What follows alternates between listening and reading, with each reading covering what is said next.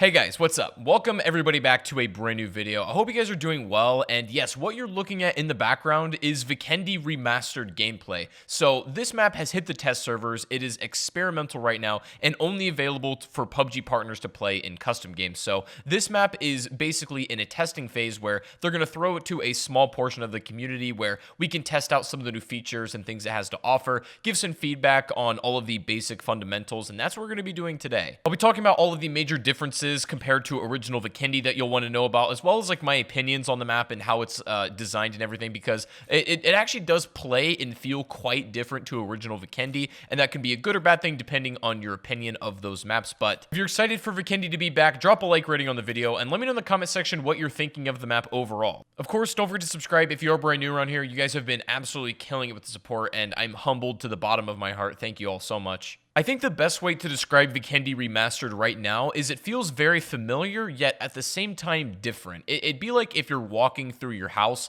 that you've known forever, you know everything about it, but all of a sudden you discover like a new room or a new piece of furniture that you just somehow didn't notice before. The core of Vikendi is still there, yet everything somehow feels different, and I think there's a lot of reasons for that. The most obvious thing you're going to notice right off the bat, immediately when you pull up the map, is the lack of snow compared to the original. Now, the original Vikendi was blanketed in the stuff, and this one still does have patches of snow here and there, but it's kind of like spring came through and it's really started to melt away all of the big layers of ice. This effectively makes the map feel a lot warmer. Like it feels more closer to Erangel in terms of its atmosphere than it does Vikendi being like a cold, desolate wasteland. And that can be, again, a good or bad thing depending on your view on that. But in a more practical terms, the reason why the snow being gone is important is that now you're not really able to use the white background of the snow to contrast enemies and spot people pretty easily. Honestly, I found spotting enemies in this map, maybe it's just because I'm new and not used to it, it was a little bit difficult. Like I honestly didn't exactly know where to look, and it just kind of confused my eyes for a bit. And it also means you're not able to track enemy footsteps like you used to be able to. It was a mechanic specifically included in this map that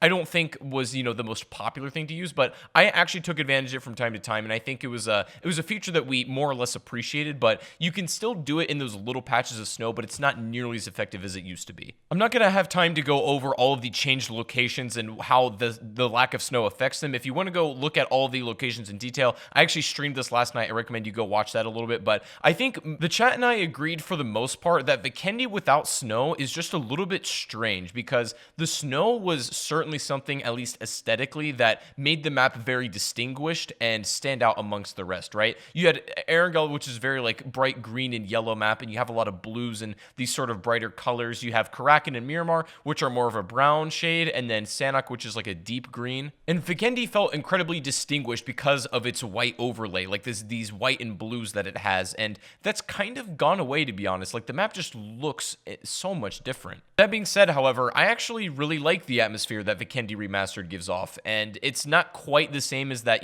cold wasteland that's desolate and barren. It's more or less like springtime came around and life is starting to pop up again. It feels a bit more lively. Now, let's talk about loot, because this is important, but it's important that I caveat this because we were playing, again, on these experimental versions of the game and playing in custom games, so there is going to be some screwy rules and mechanics, but generally the loot pool was very generous, and I mean generous to a point where maybe it was a little bit too much, right? Like, the loot was so plentiful, there was almost too much to even pick up. Tons of high-powered scopes, tons of sniper rifles, and yes, level 3 helmets do spawn on the ground if you didn't already see it in the gameplay. This is just my opinion, but this loot was a little bit overbearing. And again, it's important to keep in mind that these were in custom games and everything. The loot will probably get a rebalance, but for my taste, the loot was just like maybe a tad much. You might be asking me, why would you ever complain about having too much loot? Well, the only thing that I see with having too much loot or really too predictable loot is it makes every game feel the same. There's this really fine line between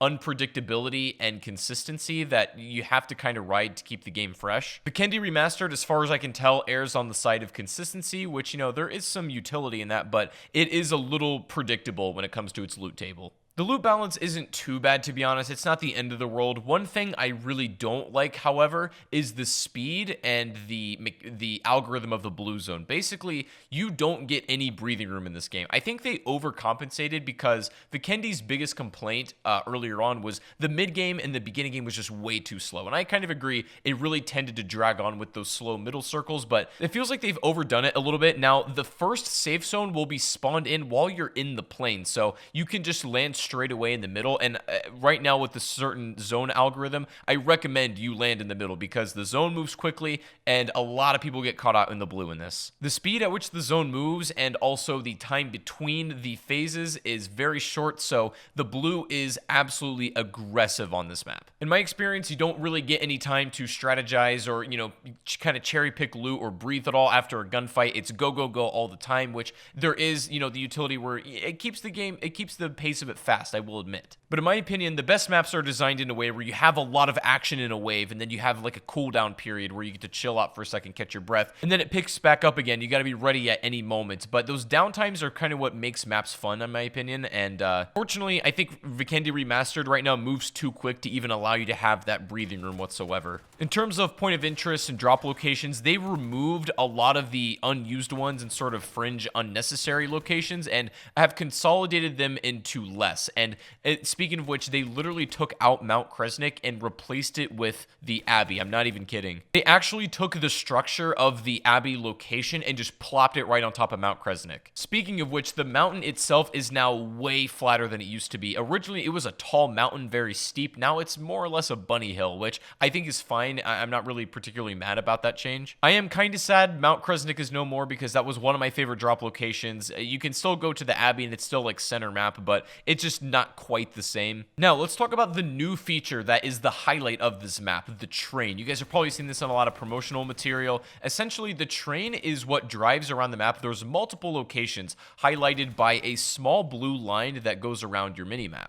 Essentially tracks the route at which the trains are going to be moving on. There's multiple trains and they move quite slow, in my opinion. At least slow enough where you can shoot from them and you can shoot into them as well. So while you can use them to, get some easy transportation around the map, they aren't safe because they're quite open. The windows are very easy to shoot through. We're going to need some more time to experiment with the train and really get a feel for how it works, but it is a nice addition. It's a new form of transportation we've never seen before, and I think it's a great idea, just like some kind of vehicle that's non-player controlled that is always moving, and if it happens to come around your way, could be the thing you need, or it could end up being your demise. Now, the secret loot cave that has the airdrops in it is still on this map, and it's completely unchanged. We checked it on stream. Absolutely nothing is different about the secret loot cave, and I also wasn't able to find any secret rooms similar to like Erengel's secret rooms either. At the moment, there's also new weapons, which I suspect will change whenever this map gets released. It will be coming with the new season, although it does feel like we just got season 6, so I'm not really sure when this is going to be fully added. It might go through another testing phase, so I would expect to see some brand new weapons on this map at some point, but currently it's with the remaining loot pool.